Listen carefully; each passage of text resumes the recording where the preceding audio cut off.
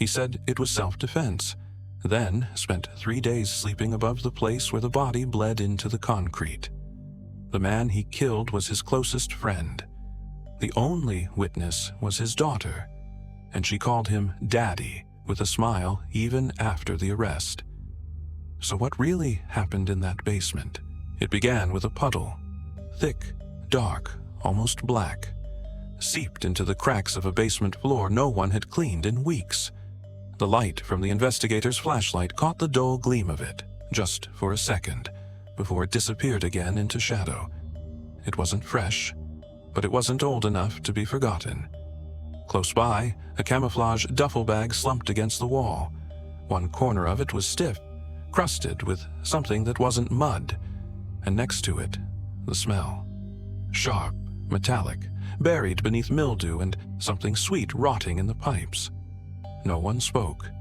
Not the officer with his hand on the light switch, not the crime scene technician crouching by the bag. There are moments in this line of work when everyone knows, without needing words, that something irreversible has happened here. That someone died in this room. One bed.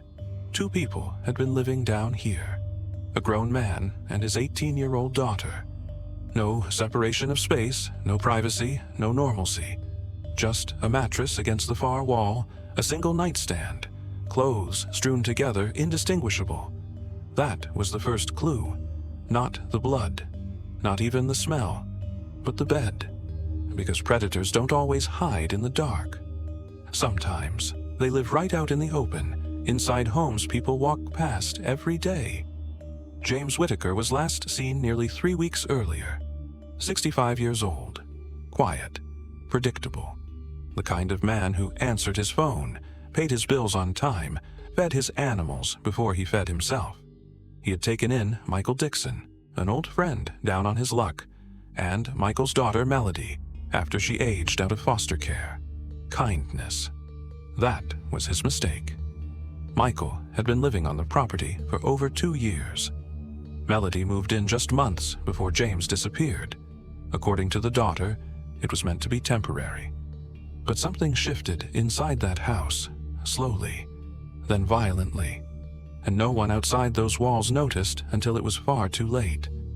Michael claimed he was protecting his daughter, that James had turned aggressive, that something happened between James and Melody, and he had no choice.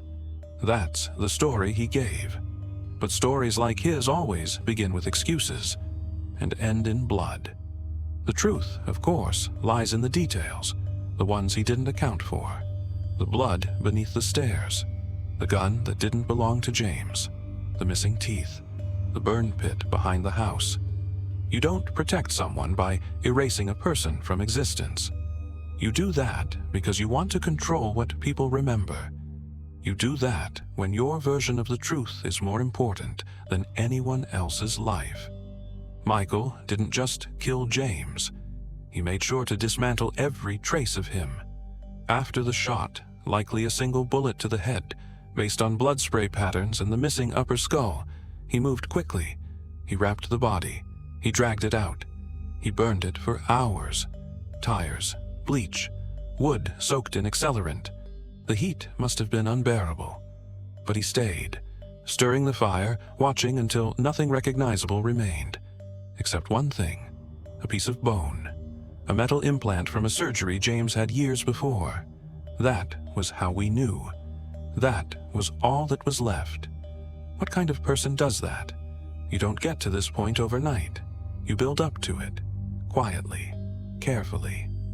Michael had spent years grooming his daughter, isolating her, manipulating her, making her believe he was all she had.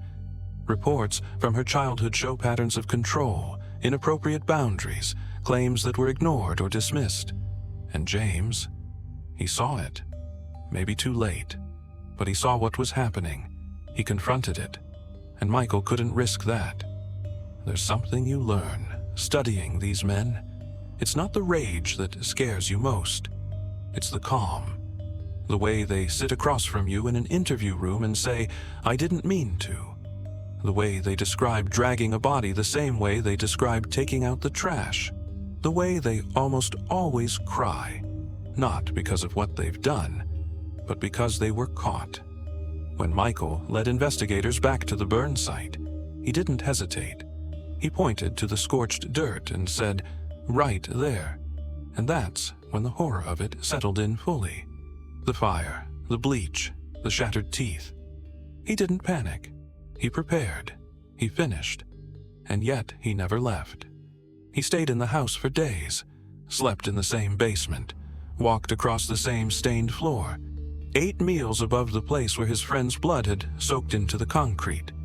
That's not guilt. That's something colder. So when people ask me what evil looks like, I think of that basement. I think of that single bed. I think of a man who stood in the quiet, waiting for no one, and told himself he was doing the right thing. Because in his world, right and wrong never mattered. Only control did.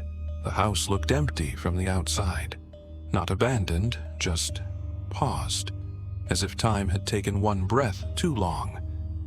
We stood at the front door again, days after the blood was found in the basement, this time with a search warrant in hand. No one answered when we knocked. Inside, everything was still where it had been. Plates in the sink, blankets on the couch, the television screen frozen mid-frame, as if someone had just walked away and never came back. It was Melody who had let us in the first time. 18 years old, thin, quiet. Her movements calculated, but not in a way that suggested she was hiding something. More like she had learned how to move carefully around someone who could hurt her. You see that often in victims of long-term abuse. They are still. They avoid sudden motion. They choose their words like someone else is always listening. But this time, Melody was gone. And so was Michael. We began the search slowly, not just for James, but for signs of a struggle, or signs of planning. Upstairs, his bedroom was untouched. Shoes neatly lined by the bed. His reading glasses still on the nightstand. A half-drunk bottle of water on the dresser. He didn't leave willingly. People don't step out of their lives in the middle of their routines. They are pulled or pushed. We found the basement door ajar.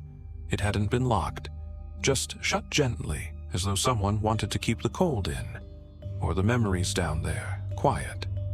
The bed was still there, still only one.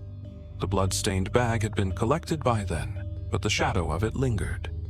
In the corner, we noticed scratches on the wall, vertical, not frantic, not deep, but deliberate. I still wonder about those. Who made them? Why? They weren't accidental.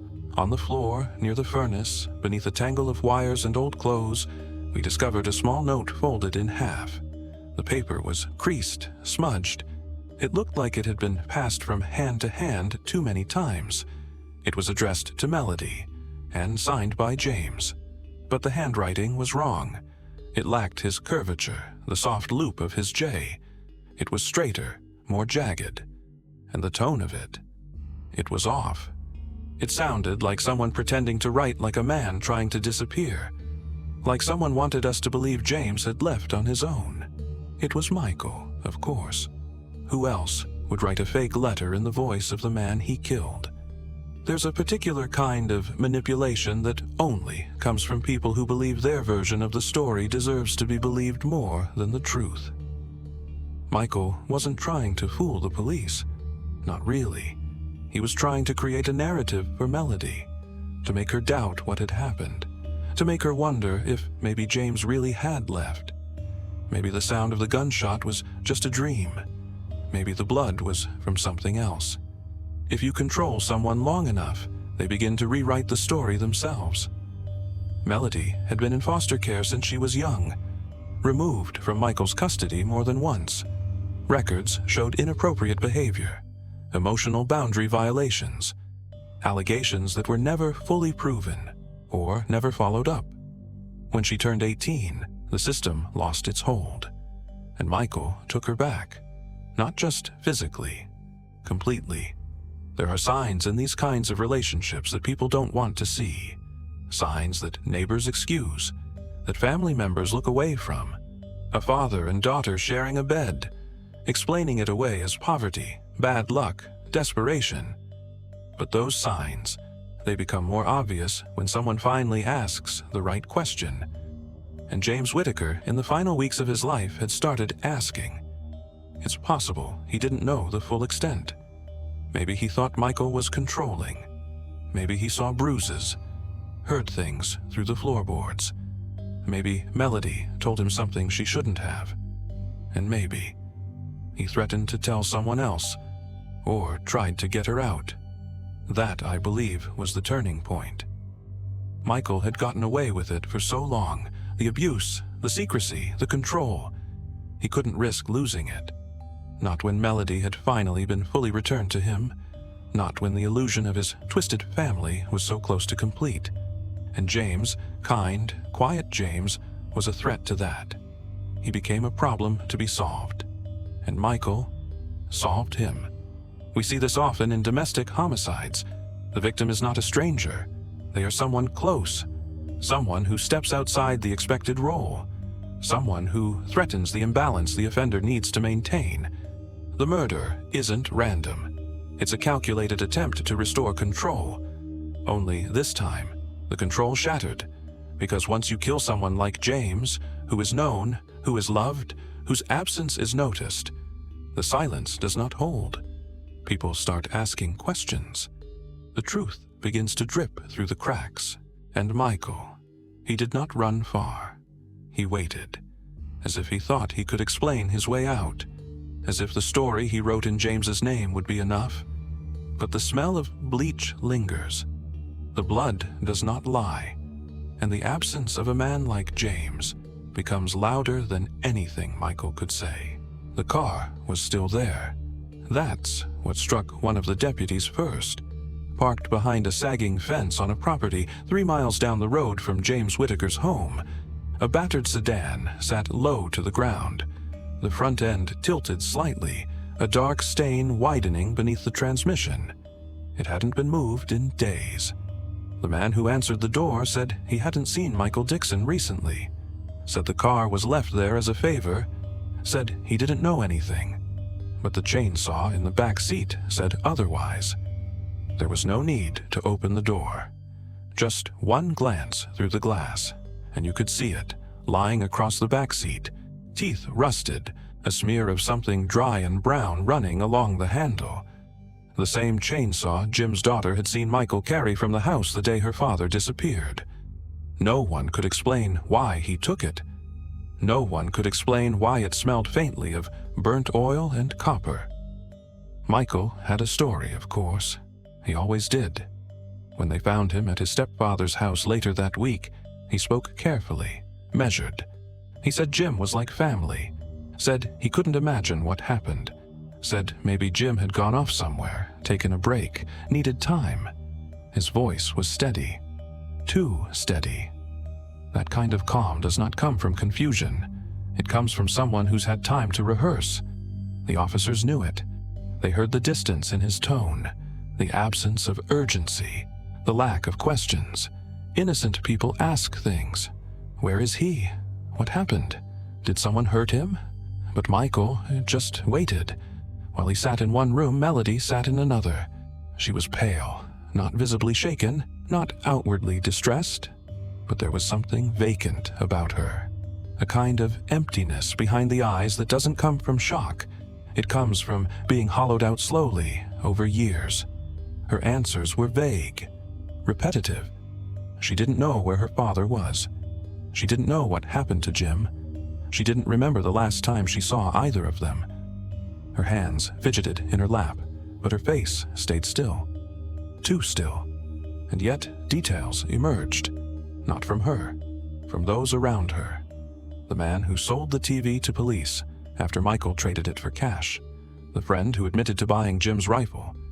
The neighbor who remembered seeing Melody, barefoot, on the 4th of July, walking down the gravel drive with a gas can in her hand, and a red stain down the front of her white dress. That image stayed with me, still does. A young woman in a white graduation dress, walking into the dusk with gasoline, her arms bare, her face expressionless, like she didn't know the weight of what she was carrying. Or maybe she did, and had stopped feeling it. When you spend enough time studying these cases, you learn to look beyond the silence, beyond what's said. What's left out often tells you more. In this case, it told us that Melody had been groomed into believing silence was survival, that loyalty meant obedience, that love was indistinguishable from fear. It told us she had watched her father clean up a murder, maybe even helped, that she had been told not to ask questions, or told them to herself quietly, where no one could hear. What's horrifying is not just that she obeyed, but that part of her might have believed it was right. This is what happens when someone is raised inside a lie, when control masquerades as care, when a daughter becomes an object of possession. Michael did not just isolate her from the world. He rewrote it for her. Every truth filtered through him, every decision justified by his need to keep her close. And when Jim threatened that world, even just by being present, Michael snapped. But it wasn't sudden. That's the mistake people make when they hear these stories. They think the murder is the beginning of the crime. It's not. The beginning comes years earlier, in the subtle moments no one notices. The quiet intimidation, the constant reshaping of reality, the erosion of self-worth.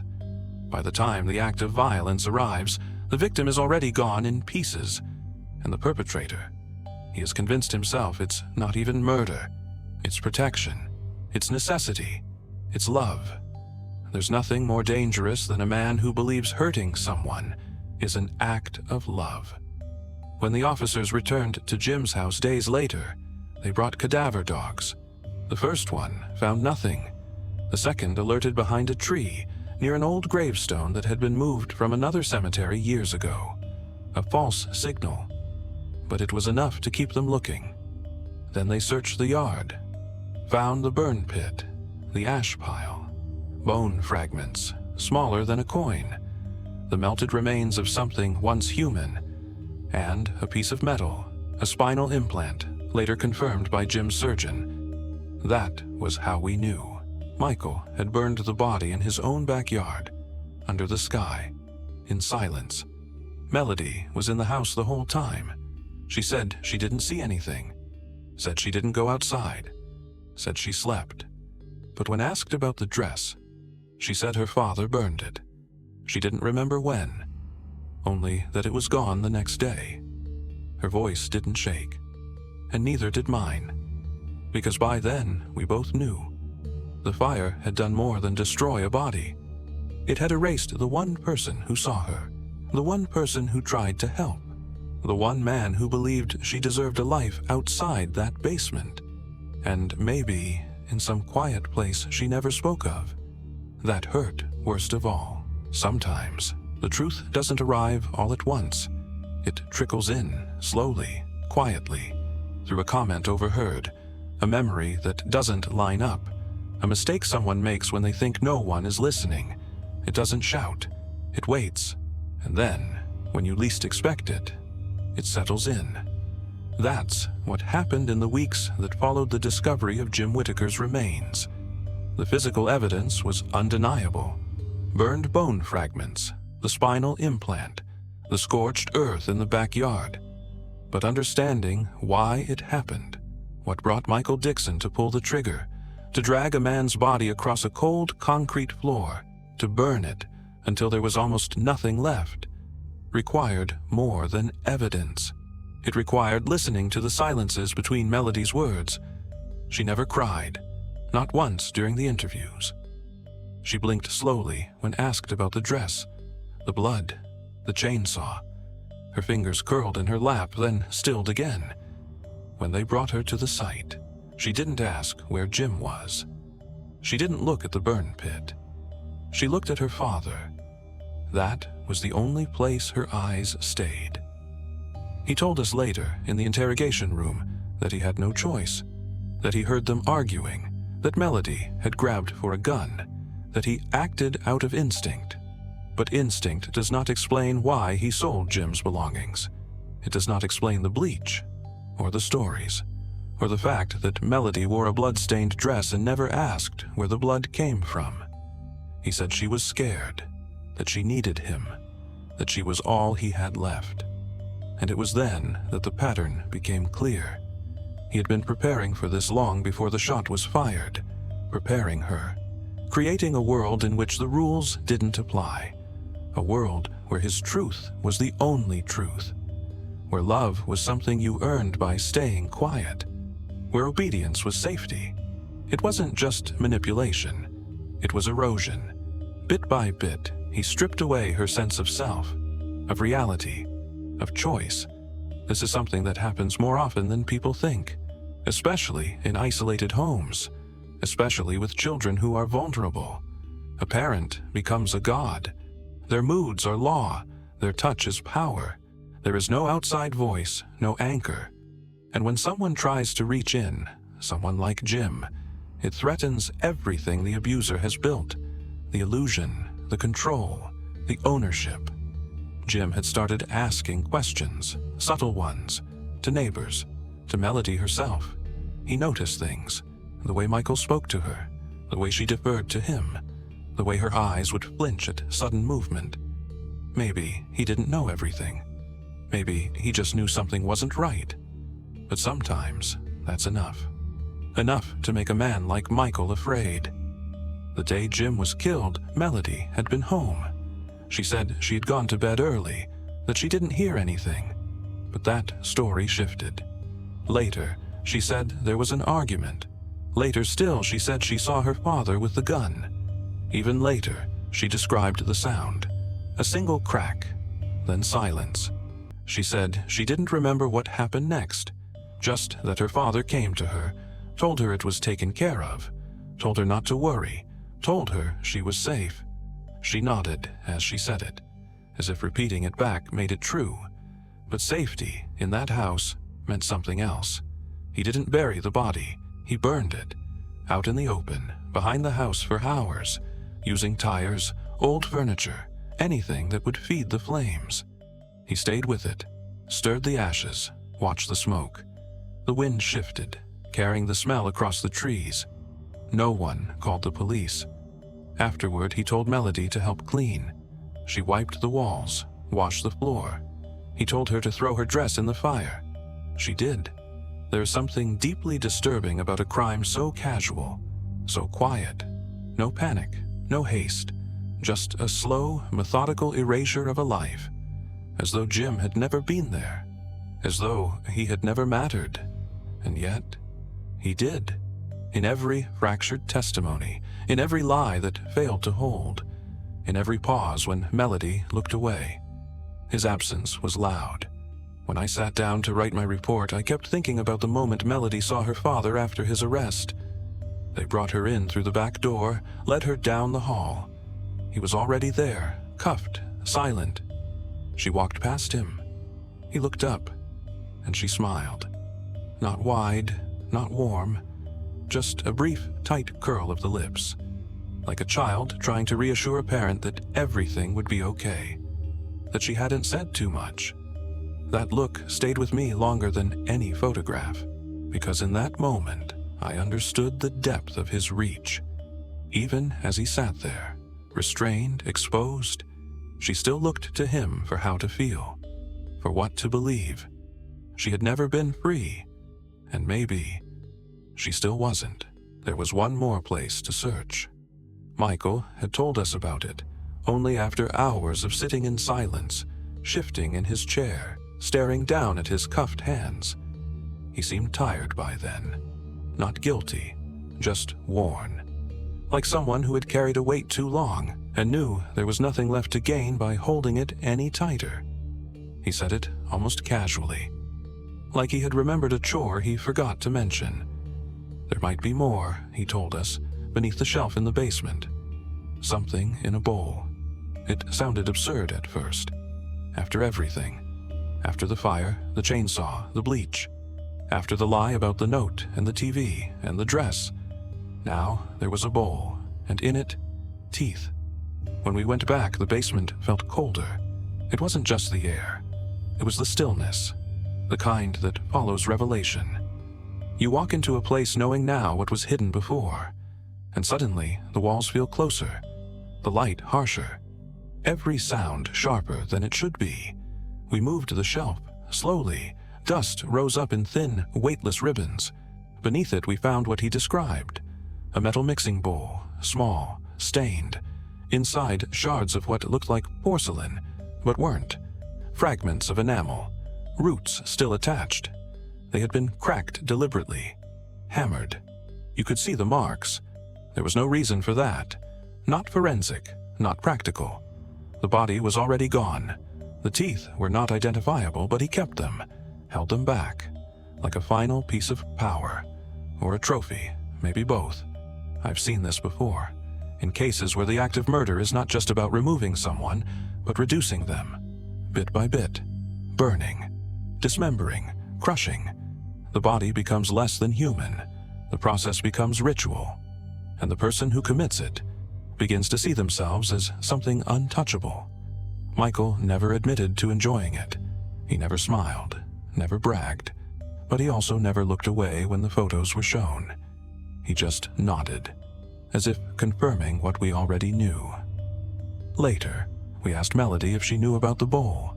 She hesitated, then shook her head, but her voice cracked just slightly when she said no. Her fingers found the edge of the chair, gripped it. That's where her truth always lived, in the things her body remembered even when her words refused. She had been there during the cleanup, during the burning. She had seen what was left. Maybe not all of it, maybe not the teeth, but enough. There is something irreversible about witnessing a body reduced to nothing. The brain tries to forget, to reshape the memory into something less grotesque.